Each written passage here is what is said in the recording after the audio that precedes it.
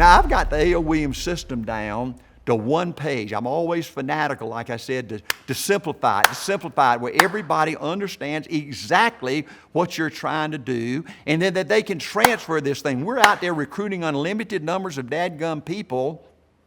And so you got to have a system that's simple, that people can quickly understand it, and then you can transfer it to all these unlimited numbers of people you're recruiting so they can grasp it quickly.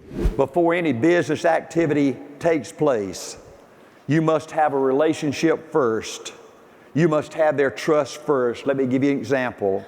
I never made a sale on the first interview. I understand some of you people do that. It's just almost... I can't even comprehend somebody doing something like that, you know? I mean, I was just a football coach. I never had anybody really train me. I sort of trained myself, you know? But I said, you know, I don't want somebody to walk in my house and put pressure on me to buy something and all this kind of crap, you know? I never made a sale for 20 years on the first interview. The purpose of the first interview is to build a relationship. You want to go in there dressed not like an insurance agent, but like a coach, right? And you go in there and you're with his best friend and you're building a relationship, right? He's getting to know you and where you came from and what your principles are and all that. You're building a relationship. And then the second purpose of the first interview is you pick up information, then you take it home, you analyze it, you prepare a plan, then you go back on the second interview and you make the sale.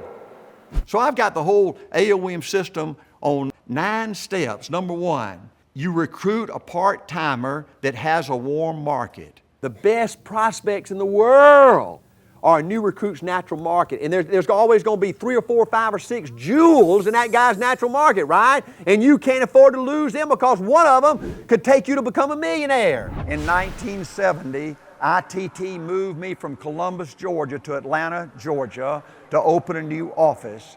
And the reality of being in a strange place where you don't know anybody really hit me in the face. I don't know anybody, 0, that's ever won long range that does not master the art of referrals. And I said the best referral is a recruit's natural market. You recruit a part-timer that has a warm market. Stamp this in your dadgum brain. Folks, you're not trying to go in and recruit a person. You're trying to recruit this person and all of his friends, all of his golfing buddies, you know, his warm market. Before you know it, I got people all over the United States and all over Canada, 75,000 of them, 4,000 RVPs, and I don't know none of them. I don't know none of them. And I didn't recruit personally hardly any of them.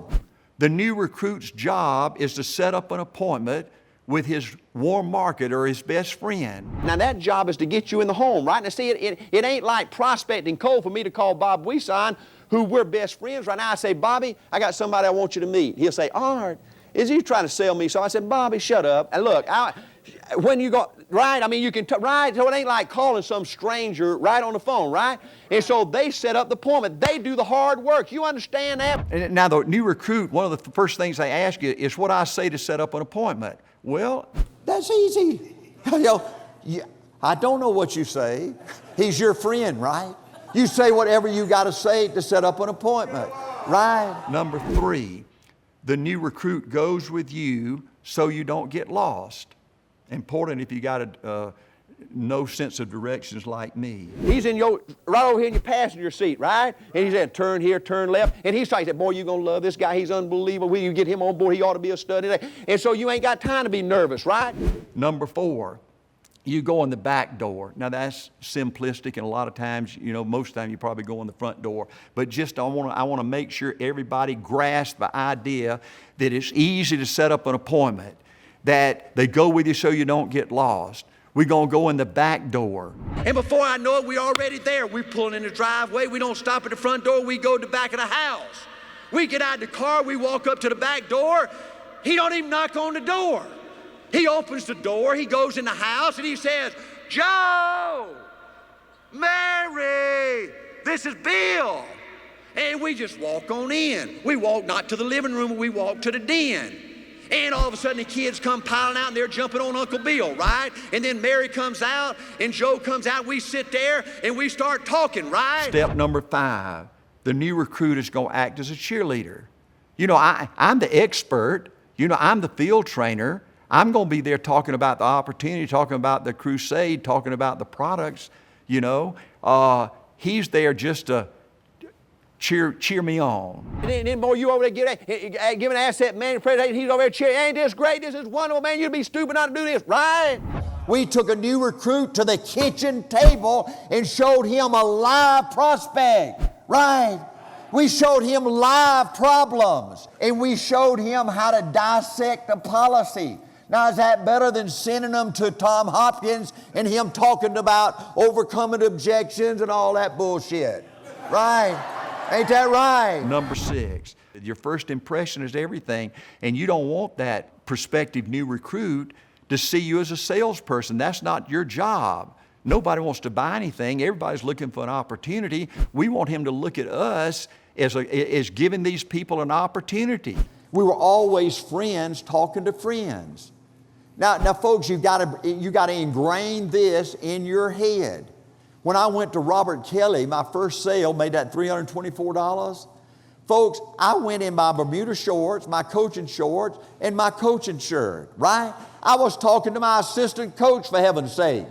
I didn't have but one suit back then to start with, but if I wore a suit and a coat and a tie and all that crap, he would know somebody was coming to stick it up his butt. Ain't that right? Ain't that right? You know, I'd talk for an hour and I'd say, well, how's this sound? And if he said, not too good.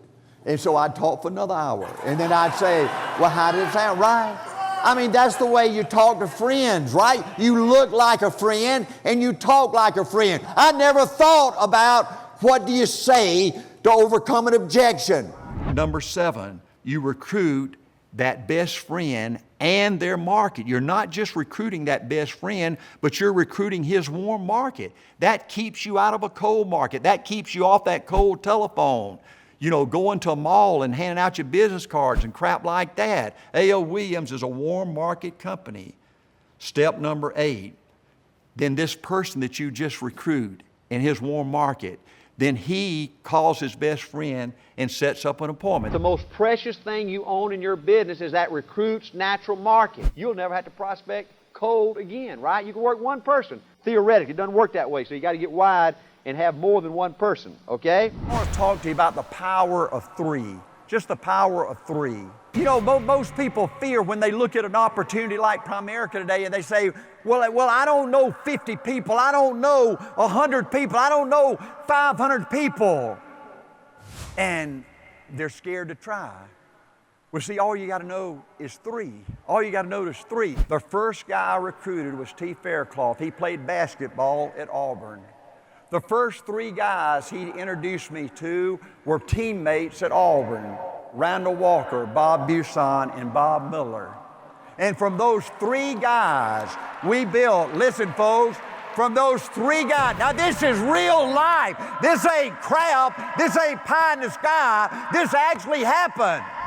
And then step number 9, you just do it over and over and over and over again. I had 23 people, Gus, 23 people, coaches, within 30 minutes of my house, and I killed it for the next 13 years. And we beat Prudential and we destroyed Trash Value Life Insurance, right? And I could not find time to get to about 12 of those people, 30 minutes from my house. Because every time I recruited Bob Buson, he took me over here and over here and over here and over here, right? I tried to get to those 23 people that were 30 minutes from my house, and I only got to 12 because the system took over. It's like one of those globs, what you see on TV, right? Kudzu's a better example. Do y'all know what kudzu is? Right? Okay. You plant a little kudzu here, before you know it, it takes over the whole forest, right? That's what it was at A.L. Williams. You plant this dream. You plant this dream. You give people a chance to dream again, a chance to be excited, hope again. Then they go out, if you're in the right market, to 2 or 3 or 4 of their friends, right? And they go out to 2 or 3 or 4 of their friends. Then before you know it, we kill Prudential. But that's it. That's the whole A.O. Williams system. Stamp this in your dadgum brain. A.O. Williams is a warm market company. A.O. Williams is a warm market company. We don't call strangers on a cold telephone. We don't knock on a stranger's door. I wanted A.O. Williams to be different. I wanted to treat people good. I wanted to sell the best product, the product we own in our own life every time. It was just common sense.